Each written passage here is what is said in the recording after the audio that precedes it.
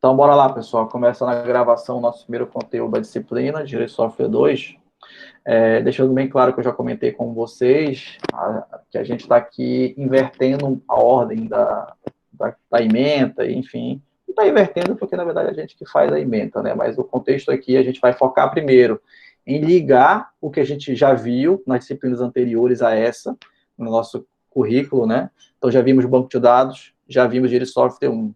Né? Então, com essas duas disciplinas, a gente aprendeu o conceito de dados, né? De entidades, de classes, né? De modelagem orientada a objetos, Direito de Software 1, né? Que seria o ML, diagrama de classes. E a gente vai tentar juntar tudo isso aqui para fazer um atalho, né? Um atalho em relação aos próximos conceitos de direito de software, que são arquitetura de software, projeto de sistemas orientados a objetos, né? No sentido de projetos web, né, e projetos de APIs, que hoje em dia estão cada vez mais sendo desenvolvidos sistemas sem front-end, só API, né, não necessariamente o sistema como um todo, mas equipes que só focam em API, que seria o back-end, né, por exemplo, isso é cada vez mais comum em grandes empresas, separação dessas aplicações, ou integração de aplicações via APIs, tá? Então, a gente vai focar nisso aqui agora. Então, que vem a ser JDL, tá? Então, JDL é apenas uma linguagem, algumas pessoas já tiveram uma introdução para isso, nas disciplinas anteriores, mas, enfim, é uma linguagem de uma ferramenta, né, que é um gerador de código open source, né, que está disponível aí na internet, e que é open source mesmo, existe uma comunidade de pessoas contribuindo diariamente para isso, ele continua evoluindo e continua, de fato, sendo importante para algumas empresas ou contextos, né? Porque, de fato, ele faz o que promete. Né? Então, o JRips é uma ferramenta, basicamente um gerador de código, dentre vários outros que existem no mercado, mas é um que particularmente me atraiu por conta do que a gente chama de stack, né? Que é a conjunto de tecnologias que ele acaba está envolvido, né? Gerando ou usando. No caso, ele é todo feito em JavaScript, né? Isso ajuda a gente a entender a questão da linguagem que hoje em dia está dominando, né, o mundo do desenvolvimento, que é o JavaScript, para vocês entenderem como ele não é somente linguagem de páginas, ele já é uma linguagem que envolve desenvolvimento de aplicações de maneira geral. Assim como o Java também foi importante na época por conta da máquina virtual, não tem como negar, não pela sintaxe da linguagem, mas pelo fato de ter se tornado, né,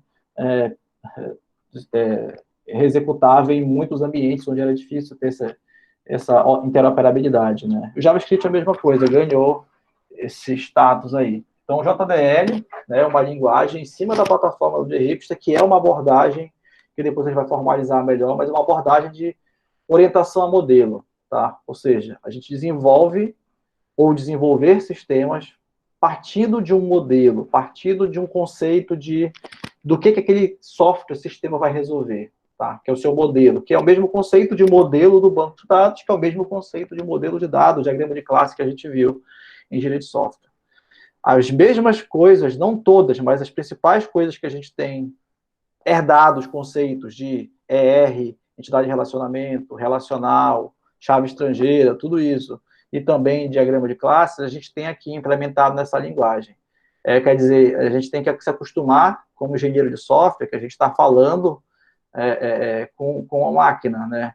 E que a máquina, né, fala com a gente a partir de uma linguagem, seja ela binário, seja ela, né, uma linguagem de baixo, médio nível. Então, eu posso estar programando uma máquina como existem ferramentas hoje, apenas arrastando componentes visuais, ou eu posso estar programando com tradicional linguagem de programação, que seria o próprio Java C, ou outro nível, que o JDL é uma linguagem para isso. Na verdade, a gente não programa diretamente a máquina, mas a gente programa o gerador de código, que ele, gerador, gera o código que depois vai executar na máquina. Tá? Então, na linguagem dele tem alguns atributos que a gente consegue modelar, como aplicação, que é basicamente o conceito de definição da estrutura do código. Eu posso definir qual vai ser o tipo de código que ele vai gerar, o nome do pacote, quer dizer, o nome dos diretórios, que versão de biblioteca, várias coisas. Agora, conceito mais próximo de banco de dados, que a gente acabou de ver, para quem vê a disciplina recente, entidades, que são as nossas tabelas, os atributos, tipos de dados, enumerations, que é muito, o nome é muito usado no Java, mas é comum também em vários bancos de dados, né? Você criar os enums, né? Que são definições específicas de valores para que um atributo tenha, né? Constantes ou valores constantes. Além disso, os relacionamentos. E os três principais que a gente já sabe, né? Que é o um para um, né? Quando duas entidades estão relacionadas e só pode ter um relacionamento entre eles para sempre, um para N, né? A gente acabou de fazer uma prova em banco de dados, inclusive, falando sobre isso, fazendo perguntas sobre um para N para N para vocês, e tudo que isso implica depois em termos de implementação num banco relacional, por exemplo, né? Mas aqui a gente está num alto nível, a gente não precisa dizer que vai ter uma tabela intermediária nem nada, isso vai dizer que vai ter N para N, como a gente vai ver, tá? Aqui é só para mostrar, em geral, a sintaxe, a gente vai já para a parte prática em relação a isso, para vocês entenderem a sintaxe da linguagem.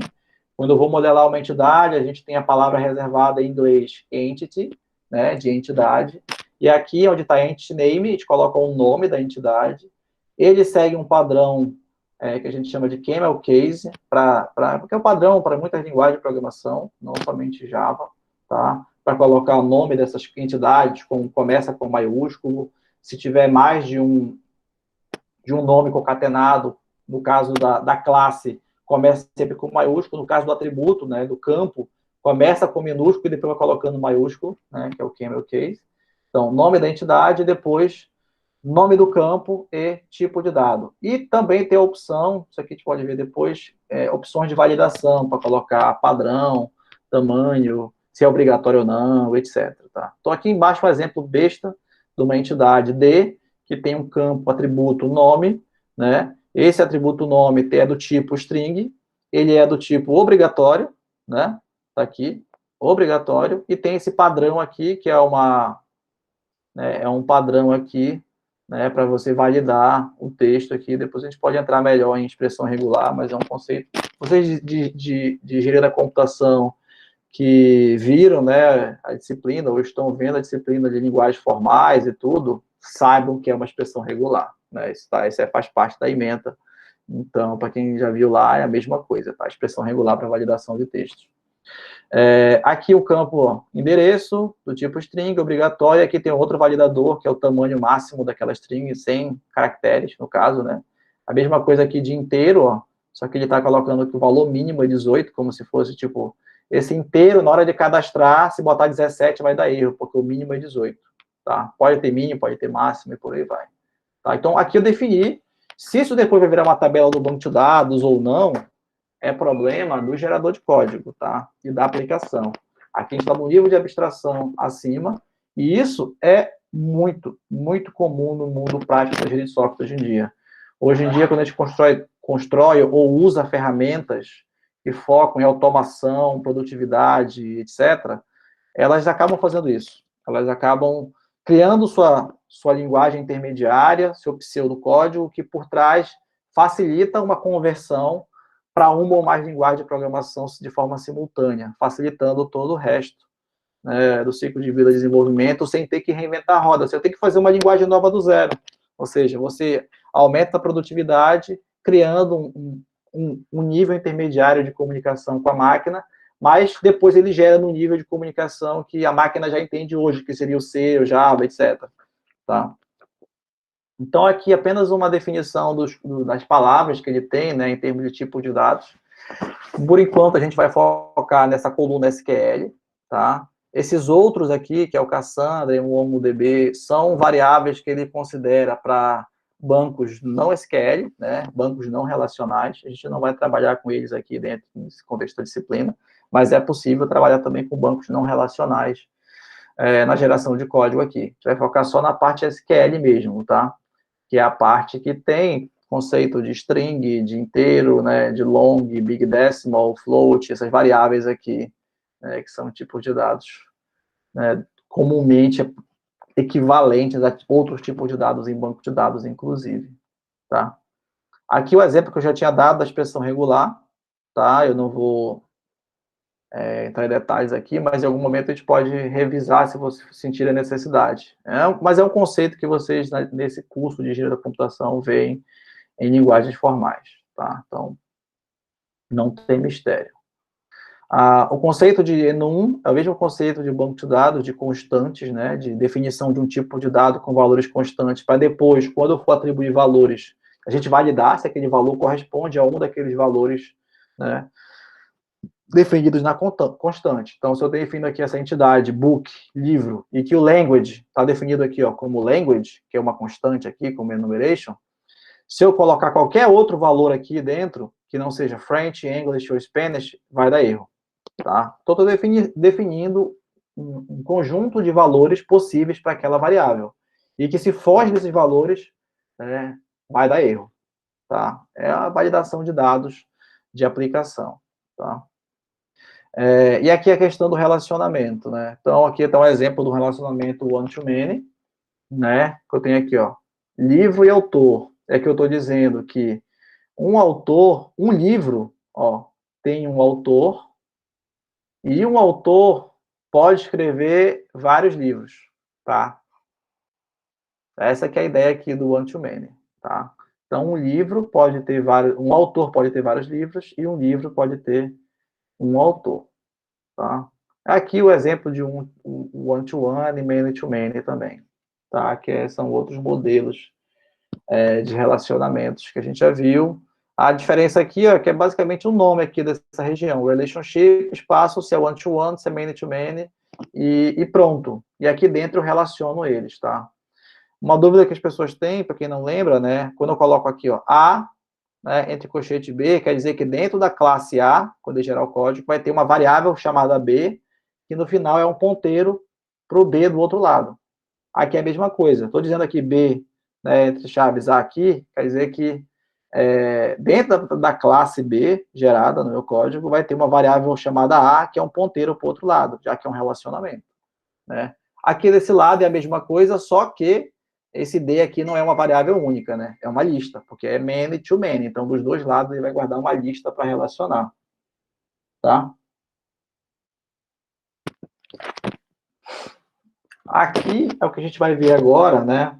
E aí eu já recomendo fortemente que, no decorrer dessa disciplina, a primeira coisa que vocês têm que fazer, tá, é criar uma conta aqui nesse link, start.jhipster.tech, tá? Individual, tá?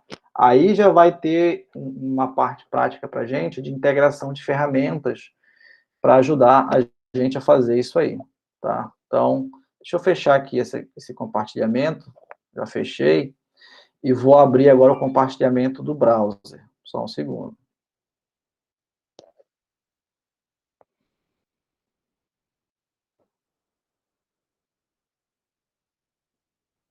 Então, acho que abriu agora aqui o browser, né? Então, o que eu vou fazer? Ó?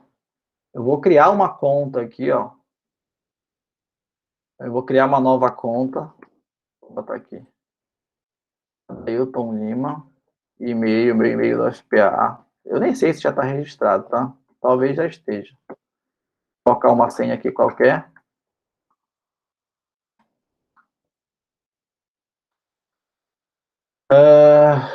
Confirma que você leu e aceitou.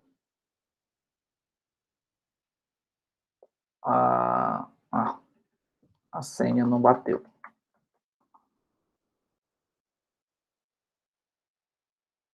Agora foi. Aí aqui, ó, voltando para a raiz aqui, eu vou entrar, né, com o meu e-mail da UFPA.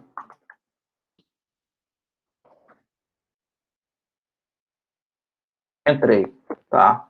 Então, a ideia aqui, tá, é fazer essa demonstração para vocês da implementação prática, tá, de um modelo, né, de um projetinho de um sistema usando essa linguagem, tá?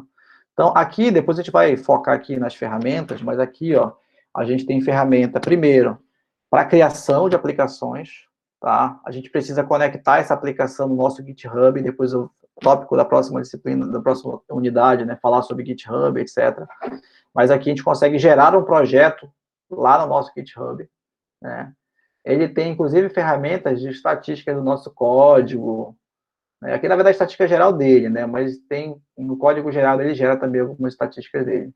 E também tem ferramenta de automação que tem a ver com a unidade de métricas, que eu vou mostrar para vocês depois, porque com o próprio GitHub e GitLab a gente tem automações para questão, por exemplo, eu posso criar para automatizar a instalação do meu sistema num servidor a partir de um teste, e esse teste passou. Se der erro no teste, ele não instala porque tem algum bug no nosso código, por exemplo. Tá? Mas o que a gente vai focar agora é aqui nessa aba aqui, Design, tá? Então, Design Entities é justamente o local onde a gente começa a fazer o projeto, né, de modelos. Né? Então, a gente está falando aqui de modelos similar ao ER, similar ao modelo de classes, tá?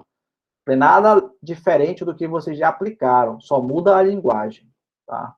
Então, por isso eu vou vir aqui, ó, vou criar um novo modelo JDL vazio.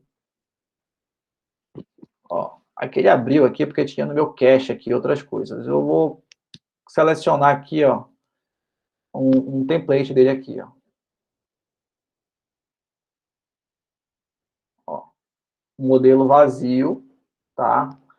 Aí eu vou criar aqui, ó, clicar em salvar, porque eu selecionei aqui primeiro para ele aplicar esse modelo. Ele copiou esse texto para cá, ó. Basicamente isso. E eu vou salvar e vou colocar um nome aqui. Exemplo 1, departamento. Vou pegar um último exemplo lá de banco de dados. Tá? Então, tá aqui. Departamento. Eu vou apagar aqui algumas coisas. Eu vou primeiro deixar aqui, aqui, ó, departamento. Departamento, nome, ó, do tipo string. Vou botar aqui data criação. Vou colocar ele como date, ó. Tem essa variável aqui, ó, que a gente viu lá. Zona de date, time. A gente coloca como data. E aí, o tipo de dado para ele é esse, né? Então, dado para data, né? Data e hora, né? Que seria o timestamp do banco de dados. Então, tem aqui um departamento que tem um nome. Coisa bem simples, tá? E eu vou colocar aqui, ó, vou apagar esse outro, esse aqui eu vou só traduzir, tá? Que é a classe empregado. Eu coloco outros comentários. É que o empregado tem aqui, ó, primeiro nome, vou botar aqui, ó, nome, sobrenome, tudo junto, e-mail, telefone, data, contratação, salário. Aí eu vou mudar aqui esse tipo de dado, porque para mim o salário deveria ser ponto flutuante, não o outro lá. Aí aqui é a porcentagem de comissão. Bota aqui, porcentagem, comissão. Pensando em um departamento de vendas, etc. Então. Aqui, ó, eu estou tirando essa vírgula aqui do fim da linha, porque realmente na última versão da linguagem isso aqui se tornou opcional, tá? Por isso aqui a gente modelou em R, a gente modelou em tabela, isso aqui vocês fizeram em banco de dados e testaram, tá? Deixa eu simplificar o nosso modelo. Eu vou tirar algumas coisas, tá? Para a gente focar só nesse relacionamento por enquanto aqui. Tá? Então, vamos pegar aqui. O empregado trabalha em um departamento, né? Além disso, da pessoa que trabalha no departamento, olha aqui que vocês estão vendo. Aqui, ó. Então, aqui é o nosso editor de UML, só que você não edita aí diretamente, tá? Então, aqui a gente viu em Engenharia de Software 1, né? A ideia de você modelar visualmente um sistema, né? Então, você consegue modelar visualmente um sistema a partir, né, no caso lá da UML. Aqui a gente está só visualizando o modelo, porque a gente não modela aqui de fato. A gente está criando as entidades e esse gerador aqui, o editor, né, ele automaticamente gera para a gente. Mas vocês veem que as caixinhas seguem o padrão da UML. Aqui em cima, no primeiro compartimento, tem o nome da classe e o segundo compartimento, os atributos. No caso aqui, a gente não tem como modelar e nem criar o compartimento de métodos, tá? É uma limitação dessa linguagem, provavelmente nunca vai ter, tá? Definição de métodos aqui. Então, a gente tem depois 2 pontos, o tipo de dado, string e tal.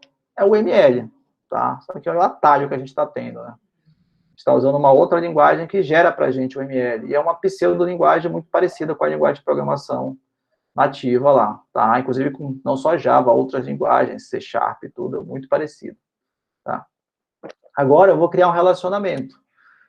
O primeiro relacionamento importante aqui é o seguinte, a pessoa trabalha no departamento, e o departamento tem várias pessoas que trabalham nele, né? Ou seja, eu só posso trabalhar em um departamento por vez, tá? Essa que é a ideia aqui desse relacionamento, é 1 para N, né?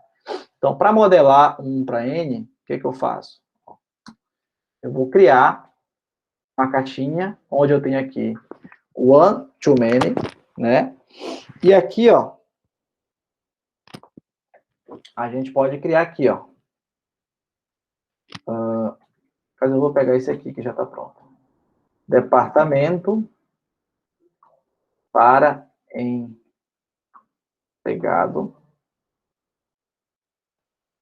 Vou colocar na mesma linha que fica mais fácil de entender. Empregado. Aqui do lado já mudou, viu? Departamento. Isso aqui é importante. E aqui eu vou colocar aqui, ó, empregados. Vou botar aqui também. Nome. E eu vou apagar todo o resto.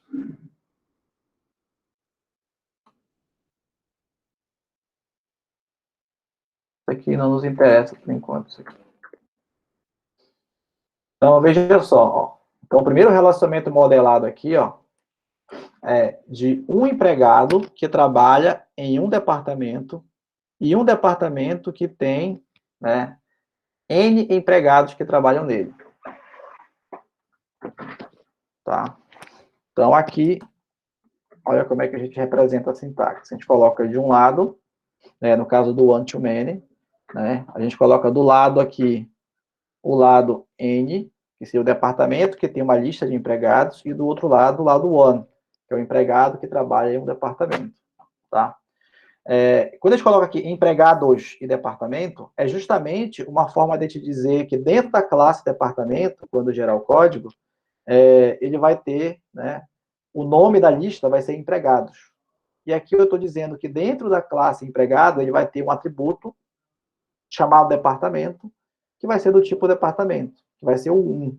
E aí fica claro que um lado é 1 e o outro lado é N, né? 1 para N. Existe uma outra opção, tá? Que é a ligação, o inverso, tá?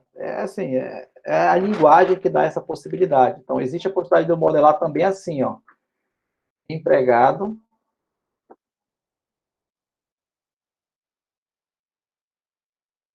Então, a gente consegue também representar o 1 para N chamando o inverso, many to one. A grande diferença é isso aqui, ó. Quando é one to many, do lado esquerdo fica o lado que tem uma lista. Quando é many to one, do lado esquerdo fica o lado que não tem uma lista, que é o lado 1. Nesse caso, é o outro relacionamento que é comumente aplicado, que é o empregado tem um chefe, né?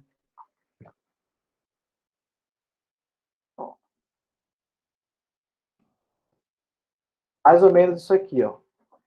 Um empregado, ele tem um outro empregado que é o chefe dele. E aquele cara que é chefe tem uma lista de pessoas que são subordinadas a ele. Então, aqui ele tem um 1 e aqui desse lado ele tem uma lista. E é um autorrelacionamento da mesma classe, ó. Então, tá aqui, ó, gerado bonitinho, tá? Beleza, pessoal? Alguma dúvida até agora? Então, é um exemplo que a gente já viu em banco de dados, tá? Eu estou representando ele em outra linguagem e eu não estou me importando aqui com banco de dados relacional, SQL e tudo, tá? Então, isso que a gente está fazendo aqui, a gente está seguindo justamente o princípio do desenvolvimento de software orientado a modelos, né? O famoso MDA, Model Driven Architecture. Né? Tem vários termos usados, eu prefiro o termo MDA, porque é o mais formal em termos de direito de software. Tá?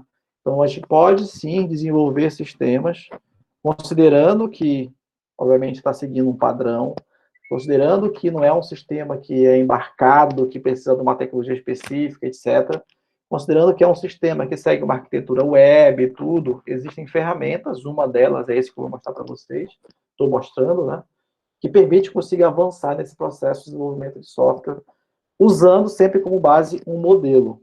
Tá? Então, se vocês forem atrás hoje no mercado e procurarem ferramentas de geração de código, faça seu código rápido e tudo, é sempre orientado a esse princípio da engenharia de software orientada a modelos, né? E geração de código de hipster é uma delas, entre as várias opções que tem no mercado, tá? Mas é que eu vou seguir aqui essa linha, porque ela é open source, a gente consegue fazer muita coisa com ela e vocês não vão estar amarrados a uma ferramenta paga. Não que seja ruim, né? Porque tem pagas aí que vale o custo, mas a gente não tem dinheiro para isso.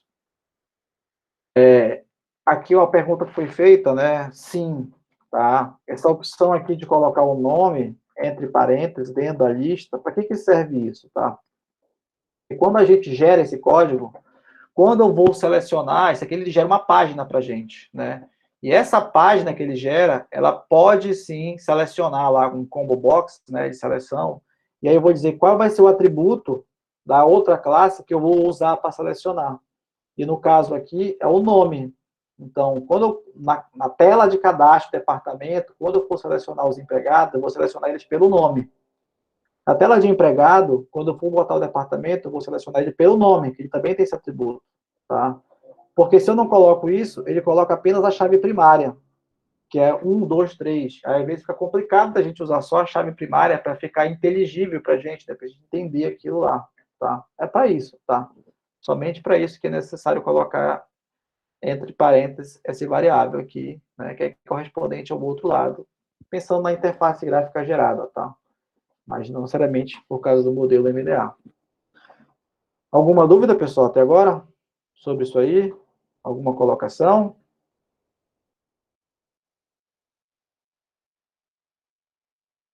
Nenhuma dúvida? Então, por enquanto aqui, eu só estou salvando, né? Outra dica importante da ferramenta, a gente baixa isso, a gente pode tirar um print, essa fotinha aqui, ele fez o download de uma imagem, tá?